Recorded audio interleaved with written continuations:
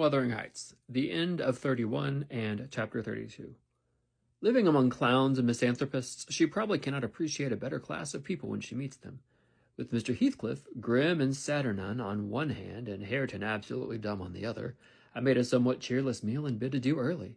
I would have departed by the back way to get a glimpse of Catherine and annoy old Joseph, but Hareton received orders to lead up my horse, and my host himself escorted me to the door so I could not fulfill my wish. How dreary life gets over in that house, I reflected while riding down the road.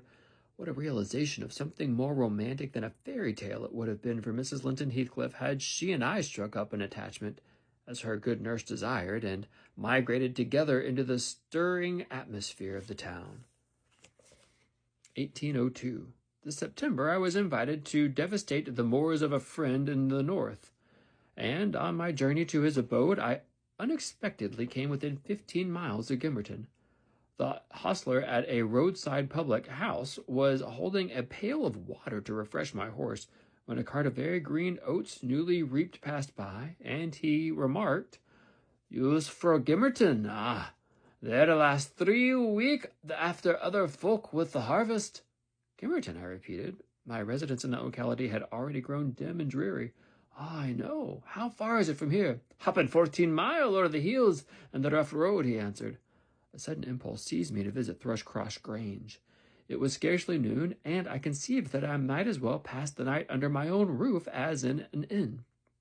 Besides, I could spare a day easily to arrange matters with my landlord, and thus save myself the trouble of invading the neighborhood again. Having rested a while, I directed my servant to inquire the way to the village, and with great fatigue to our beasts, we managed the distance within some 3 hours. I left him there and proceeded down the valley alone. The grey church looked greyer, and the lonely churchyard lonelier. I distinguished a moor sheep cropping the short turf on the graves. It was sweet, warm weather, too warm for traveling, but the heat did not hinder me from enjoying the delightful scenery above and below. Had I seen it near August, I'm sure it would have tempted me to waste a month among its solitudes. In winter, nothing more dreary. In summer, nothing more divine than those glens shut in by hills, and those bluffs, bold swells of heath. I reached the Grange before sunset, knocked for admittance, but the family had retreated into the back premises, I judged by one thin blue wreath curling from the kitchen chimney, and they did not hear. I rode into the court. Under the porch, a girl of 9 or 10 sat knitting, and an old woman reclined on the house steps, smoking a meditative pipe. "Is Mrs. Dean within?" I demanded of the dame. "Mistress Dean? Nay," she answered. "She doesn't abide here. She's up at the Heights." "Are you the housekeeper, then?" I continued. "I keep the house," she replied.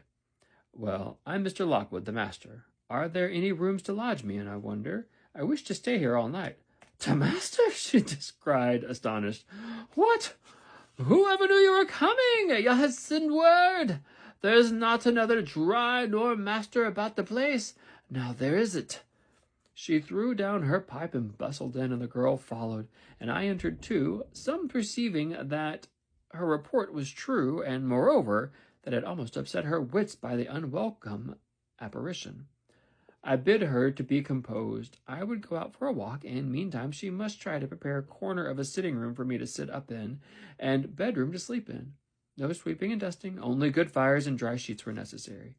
She seemed willing to do her best, though she thrust the hearth-brush into the grates in mistake for the poker, and malappropriated several other articles of her craft, and I retired, confiding in her energy for a resting-place against my return. Wuthering Heights was the goal of my proposed excursion. An afterthought brought me back when I had quitted the court. "All well at the Heights?" I inquired of the woman. If for now we know," she answered, scurrying away with a pan of hot cinders. I would have asked why Mrs. Dean had deserted the Grange, but it was impossible to delay her in such a crisis, so I turned away and made my exit, rambling leisurely along with the glow of a sinking sun behind and the mild glory of a rising moon in front, one fading and the other brightening as I quitted the park and climbed the stony by-road branching off to Mr. Heathcliff's dwelling.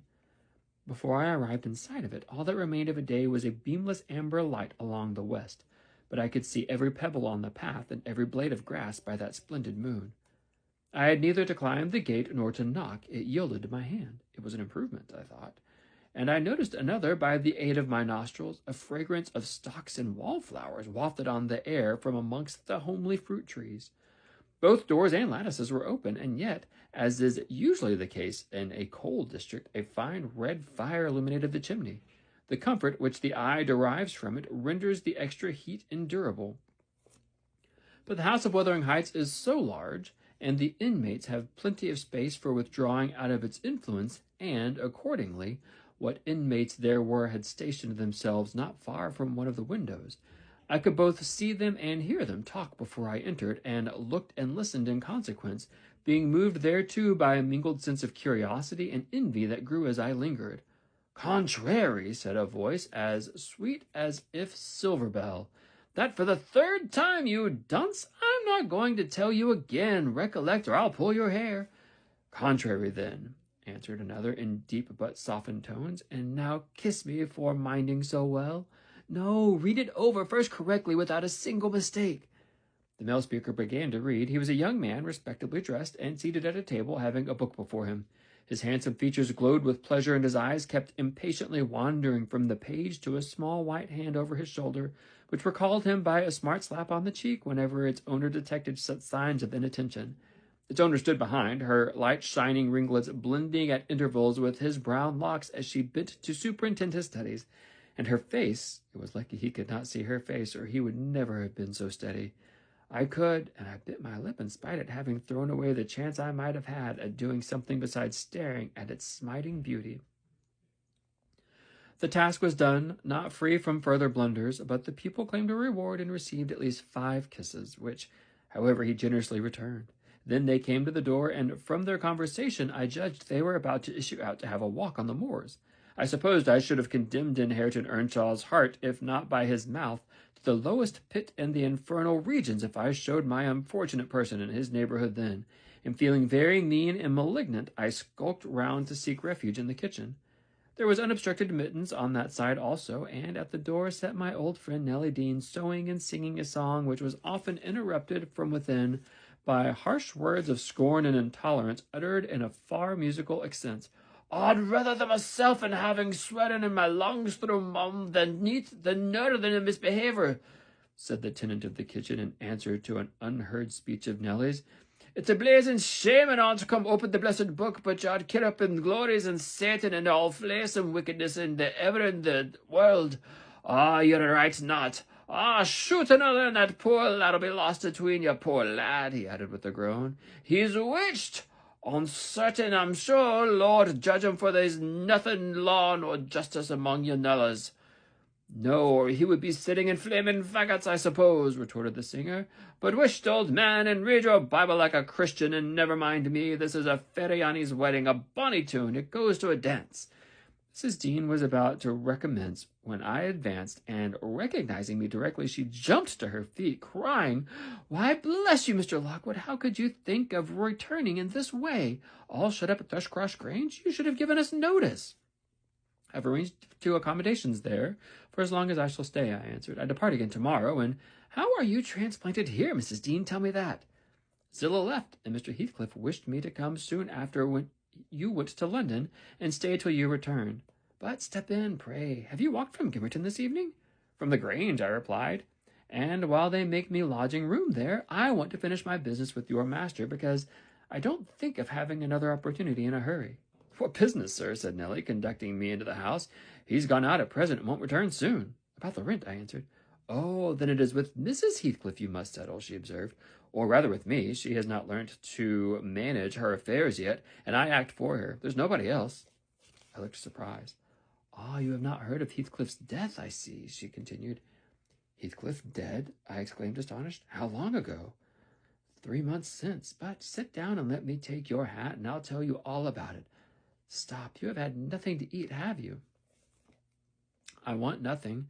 I have ordered supper at home." "You sit down, too. I never dreamt of his dying. Let me hear it now from your what came to pass. You say you don't expect them back for some time, the young people?" "No, I have to scold them every evening for their late rambles, but they don't care for me. At least have a drink or of our old tale. It will do you good. You seem weary." She hastened to fetch it, but before I could refuse, and I heard Joseph asking whether it was the crying scandal that she should have fellies of her own type, and then to get them jocks out of their master's cellar, he fair shunned to bide to see it.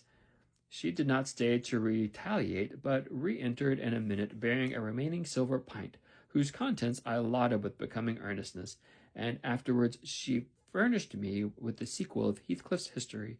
He had a queer end, as she expressed it. I was summoned to Wuthering Heights within a fortnight of your leaving us, she said, and I obeyed joyfully for Catherine's sake. My first interview with her grieved and shocked me. She had altered so much since our separation. Mr. Heathcliff did not explain his reasons for taking a new mind about my coming here.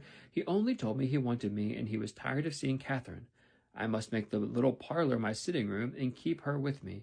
It was enough if he were obliged to see her once or twice a day. She seemed pleased at this engagement, and by degrees I smuggled over a great number of books and other articles that had formed her amusement at the Grange, and flattered myself we should get on in tolerable comfort. The delusion did not last long. Catherine, contented at first, in a brief space grew irritable and restless.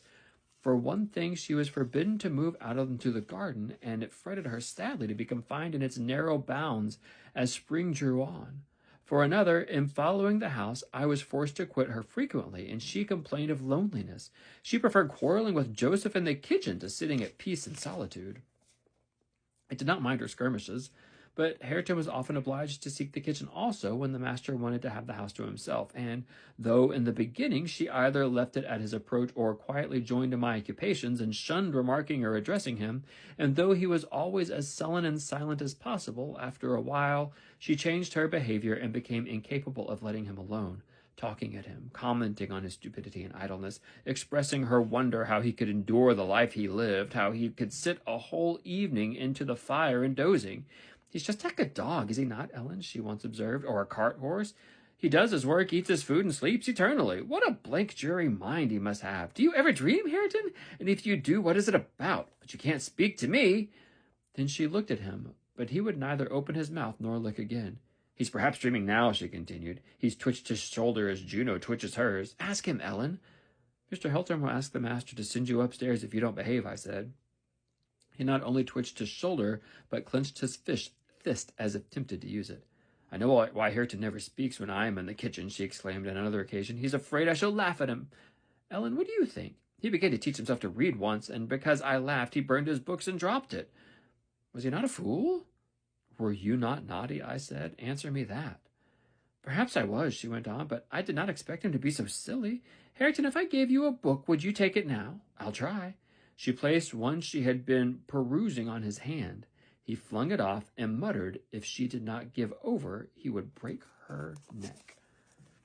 "Well, I shall put it here," she said, "in the table drawer, and I'm going to bed." Then she whispered me watch whether he touched it, and departed. But he would not come near it, and so I informed her in the morning, to her great disappointment. I saw she was sorry for his persevering sulkiness and indolence.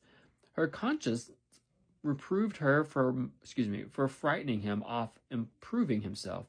She had done it effectively. But her ingenuity was at work to remedy the injury. While I ironed or pursued other stationary employments I could not well do in the parlor, she would bring some pleasant volume and read it to me aloud. When Hareton was there, she generally paused in an interesting part and left the book lying about.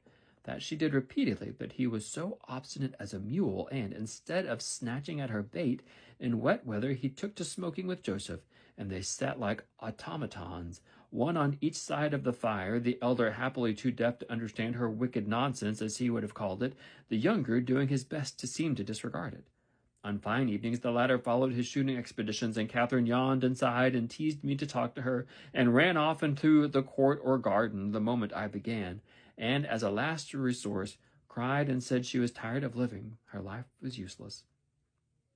Mr. Heathcliff, who grew more and more disinclined to society, had almost banished Earnshaw out of the apartment. Owing to an accident at the commencement of March, he became for some days a fixture in the kitchen. His gun burst while out on the hills by himself, a splinter cut his arm, and he lost a good deal of blood before he could reach home. The consequence was that, perforce, he was condemned to the fireside and tranquillity till he made it up again. It suited Catherine to have him there. At any rate, it made her hate her room upstairs more than ever, and she would compel me to find out business below that she might accompany me. On Easter Monday, Joseph went to Gimmerton Fair with some cattle, and in the afternoon I was busy getting up linen in the kitchen. Earnshaw sat morose as usual at the chimney corner, and my little mistress was beguiling an idle hour with drawing pictures on the window panes, varying her amusement by smothering bursts of songs and whispered ejaculations and quick glances of annoyance and impatience in the direction of her cousin, who steadfastly smoked and looked into the grate. At a notice that I could do with her no longer, intercepting any light, she removed to the hearthstone. I bestowed her attention on her proceedings, but presently I heard her begin, "I found out, Hareton, that I'm glad that I should like you to be my cousin now, if you had not grown so cross with me and so rough." Hareton returned no answer. Hareton, do you hear?" she continued. "Get off with you," he growled with uncompromising gruffness. "Let me take that pipe," she said, cautiously advancing her hand and abstracting it from his mouth. Before he could attempt to recover it, it was broken and behind the fire. He swore at her and seized another. "Stop," she cried. "You must listen to me first, and I can't speak while those clouds are floating in my face." "Will you go to the devil," he exclaimed ferociously, "and let me be?" "No," she persisted, "I won't. I can't tell what to do to make you talk to me, and you are determined not to understand. When I call you stupid, I don't mean anything. I don't mean that I despise you. Come, you shall take notice of me, Hareton. You are my cousin, and you shall own me." "I shall have naught to do with you and your muckery pride and your damned mocking tricks," he answered. "I'll go to hell body and soul before I look sideways after you again. Side out of gate now, this minute." Catherine frowned and retreated to the window seat, chewing her lip and endeavoring by humming an eccentric tune to conceal a growing tendency to sob. "You should be friends with your cousin, Mr. Hareton," I interrupted, "since she repents of her sauciness. It would do you a great deal of good. It would make you another man to have her for a companion." "A companion," he cried, "when she hates me and does not think me fit to wipe her swoon? Nay, if it made me a king, I'd not be scorned for seeking her good will any more. It is not I who hate you. It is you who hate me," wept Cathy, no longer disguising her trouble. "You hate me as much as Mr. Heathcliff does, and more." "You're a damned liar," began Earnshaw. "Why have I made him angry by taking your part then 100 times? And that when you sneered at and despised me? Go on plaguing me, and I'll step in yonder and say you worried me out of the kitchen." "I didn't know you took my part," she answered, drying her eyes, "and I was miserable and bitter at everybody. But now I thank you and beg you to forgive me. What can I do besides?" She returned to the hearth and frankly extended her hand. He blackened and scowled like a thundercloud, and kept his fists resolutely clenched and his gaze fixed on the ground. Catherine by instinct must have divined it was obdurate perversity and not dislike that prompted this dogged conduct, for, after remaining an instant undecided, she stooped and impressed on his cheek a gentle kiss. The little rogue thought I had not seen her, and, drawing back, she took her former station by the window quite demurely. I shook my head reprovingly, and then she blushed and whispered, "Oh, what should I have done, Ellen? He wouldn't shake hands, and he wouldn't look. I must show him some way that I like him, that I want to be friends." Whether the kiss convinced Hareton I cannot tell. He was very careful for some minutes that his face should not be seen, and when he did raise it, he was sadly puzzled where to turn his eyes. Catherine employed herself in wrapping a handsome book neatly in white paper, and having tied it with a bit of ribbon and addressed it to Mr. Hareton Earnshaw, she desired me to be her ambassadress and convey the present to its destined recipient. "Tell him if he'll take it, I'll come and teach him to read it right," she said, "and if he refuse it, I'll go upstairs and never tease him again." I carried it and repeated the message, anxiously watched by my employer. Hareton would not open his fingers, so I laid it on his knee. He did not strike it off either. I returned to my work. Catherine leaned her head and arms on the table till she heard the slight rustle of the covering being removed. Then she stole away and quietly seated herself beside her cousin. He trembled and his face glowed. All his rudeness and all his surly harshness had deserted him. He could not summon courage at first to utter a syllable in reply to her questioning look and her murmured petition. "Say you forgive me, Hareton, do. You make me so happy by speaking that little word." He muttered something inaudible. "And you'll be my friend?" added Catherine, interrogatively. "Nay, you'll be ashamed of me every day of your life," he answered. "And the more you know me, and I cannot bide it." "So you won't be my friend?" she said, smiling as sweet as honey and creeping close up. I overheard no further distinguishable talk, but on looking round again I perceived 2 such radiant countenances bent over the page of that accepted book that I did not doubt the treaty had been ratified on both sides, and enemies were thenceforth sworn allies. The work they studied was full of costly pictures, and those and their position had charm enough to keep them unmoved till Joseph came home.